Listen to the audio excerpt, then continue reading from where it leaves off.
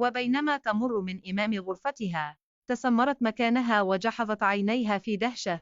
عندما رأت جاسر يقف يصلي، رمشت عدة مرات للتأكد أن ما تراه حقيقة وليس حلما. رآها عاصم علي هذه الحالة فذهب لها. عاصم: مالك يا رؤى متنحة ليه كده؟ رؤى مندهشة: جاسر بيصلي. عاصم بضيق: وهو دا ينفعله صلاة؟ نظرت له رؤى بغيظ: ليه يعني كنت ربنا؟ استغفر الله العظيم يا رب، عشان تحكم تنفع صلاته ولا لا؟ نظر لها عاصم مندهشا: رؤى أنتي بتدافعي عنه بجد، أوعي تكوني حبتيه يا رؤى؟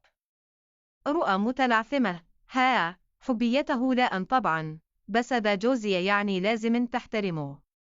هز عاصم رأسه بيأس وتركها ورحل.